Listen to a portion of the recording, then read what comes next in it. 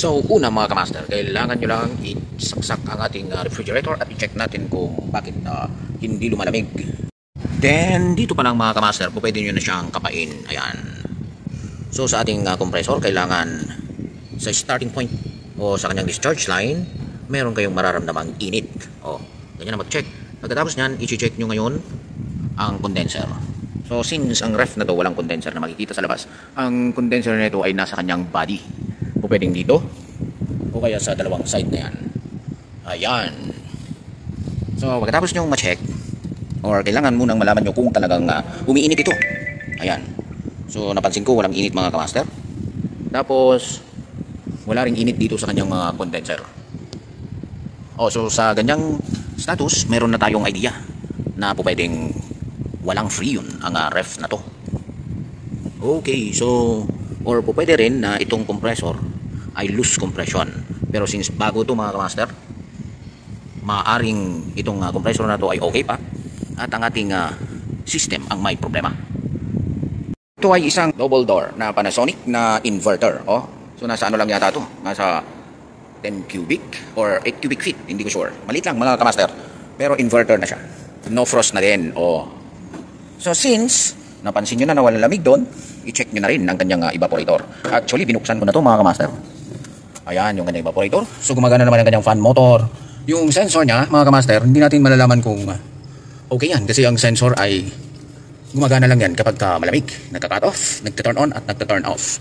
So, ang nangyari kasi, walang lamig yung ating ref. So, ang isusunod natin i-check ito. Kung makikita nyo, kahit yellow na konti, wala. Okay, konting lamig, wala din. So, ibig sabihin mga kamaster, may leak itong system ng ating refrigerator.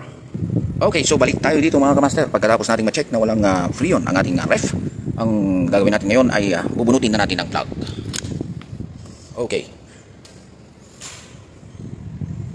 Alright, so after ninyong ma-check or, ma-check yung kanyang condenser, ang next nyong gagawin, titingnan nyo kung anong freon na gamit nitong ating inverter ref. So, ang ref na to mga kamaster, gumagamit siya ng R600. Ayan. So, kailangan nating malaman kung nasaan ang leak nito. Paano ba ang gagawin natin?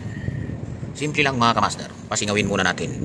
Mostly, kailangan kapag nagpapasingaw kayo, lalo na't mga aircon, ang gagawin nyo yung pagpapasingaw, dapat doon kayo sa high side o kaya dito sa may kanyang filter. Sa mga ref kasi dapat dito. Ayan, sa kanyang filter hindi dapat dito kasi po pwedeng matapon ang langis nito. So, ang gagawin natin, pasisingawin natin dito. At gamit ang plies, kagatin lang ng konti. Ayan. Then, baliin natin mga kamaster para sumingaw ang freon. Ayun, kung nadinig nyo, meron siyang konting-konting freon lang. Ayan Pero ayaw maglamig kasi konti na lang master ang kanyang freon.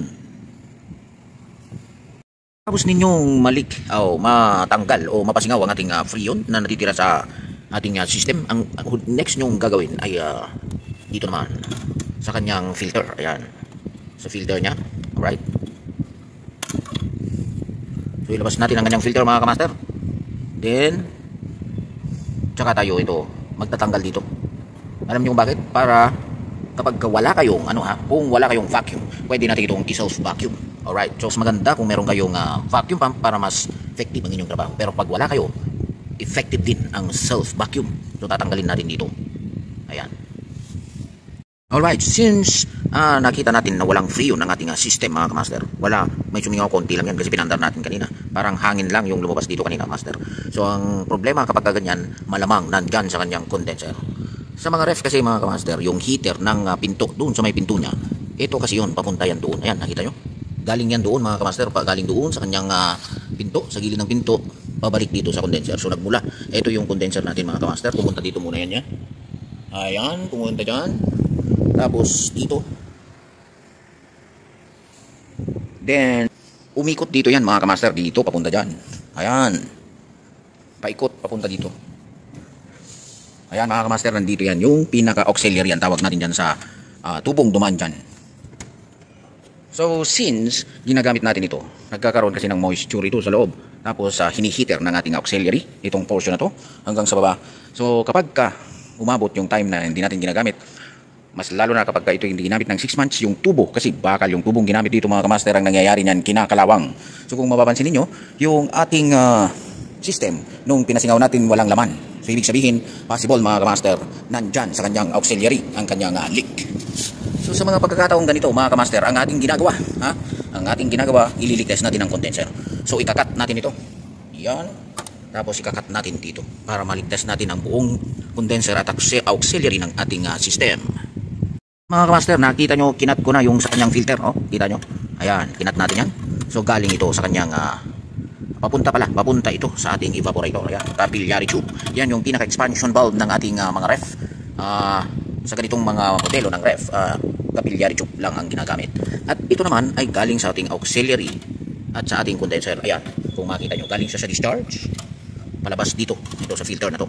So ang gagawin natin mga kamaster, tatanggalin natin dito, lagyan natin ng access valve at i-check natin yung freon leak na.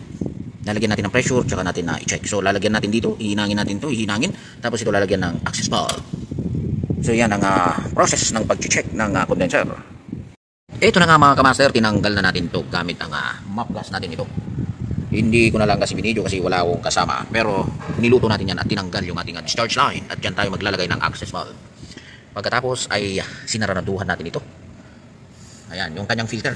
Para malagyan natin ng pressure yung kanyang condenser at malaman natin kung nandyan nga yung leak. Yung duda natin kasi nga naubos ang freon ng refs na to. Kapag kasi ubos ang freon ng isang system, ref man o aircon yan, pag ubos yan, nasa high side yung kanyang leak. At kapag yung system naman ay pag chinek nyo, mayroon pa siyang konting lamig. Kumbaga pag sa mga ref ay kalahati pa yung nakikita nyo doon na nag-yellow. Ibig sabihin yan, ang leak niya micro leak, galing yan sa may evaporator or low side.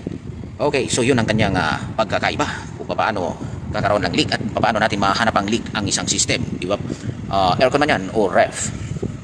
So since natanggal na natin, hinangan natin ito ng access valve. At sa paglalagay ng access valve mga kamaster, laging tatandaan na tinatanggal natin yung pito. Itong pito na to gamit ang kanyang takip para sa ganoon ay hindi masunog yung kanyang rubber.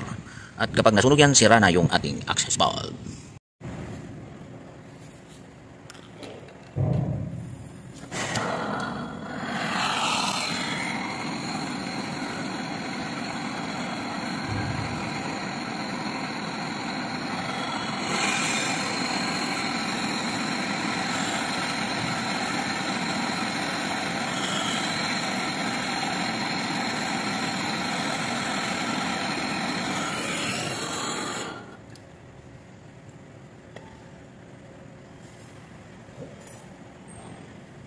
So ganyan lang ang paghinang mga kamaster.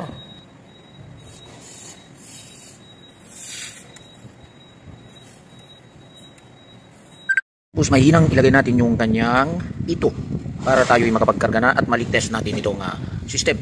Sa pagliligtest nito, kapag nasa loob yung kanyang leak, kailangan lang antayin na lang natin yung gauge kung bababa pa within 1 hour to 2 hours.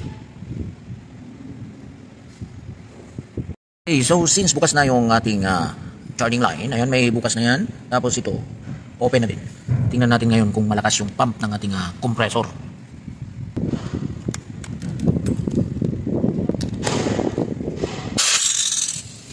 So, ayan siya mga kalodi, mga kamaster, malakas yung kanyang bukas. Patayin na natin at tumatakbo pati yung langis.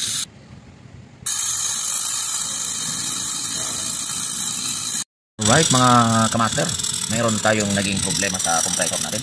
Nakita natin ito na nagpapump na ng oil. Ayan o, kita nyo may oil na lumalabas sa kanyang discharge. So dapat hindi ganyan yan master. O, nakita nyo. So ibig sabihin busted na itong ating compressor.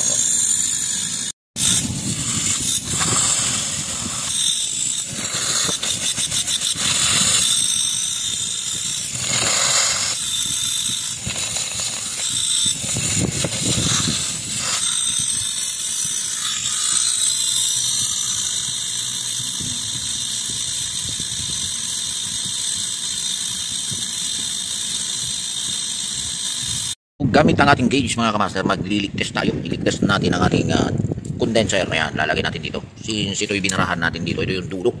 Ayan. So, lalagyan natin ng freon at titingnan natin kung magbabawas.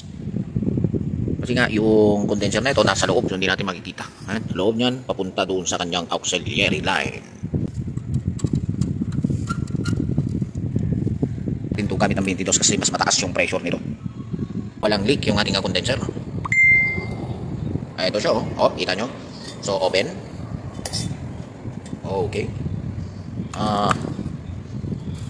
Baka may tubig, kaya pasingawin muna natin dito sa high tide. So galing dyan yan mga kamaster. Oh, then isarado. Tsaka tayo magkarga ulit. Alright, so nasa 130 yung ating pressure sa ngayon. Tapos i-test natin ulit ang ating gauge. Okay, so ayun ulit, lalagyan niya ulit yung ating gauge.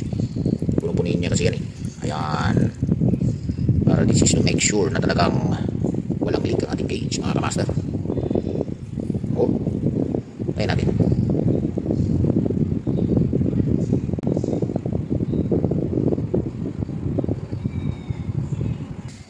May nakita akong leak mga kamaster, kaya kailangan kong ilipat sa pula. So ayan mga kamaster, at least mag-leak test lang naman tayo.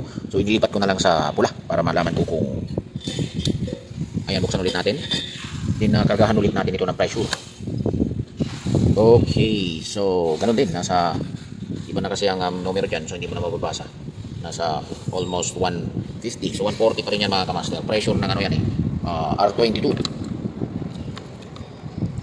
So ayan ulit mga kamaster, ilulubog ulit natin para malaman natin na walang leak ang ating gauge. So ito yung proseso kung paano nyo i-leak test ang inyong gauge mga kamaster. Lagyan nyo ng pressure. Oh, diba? Ayan siya.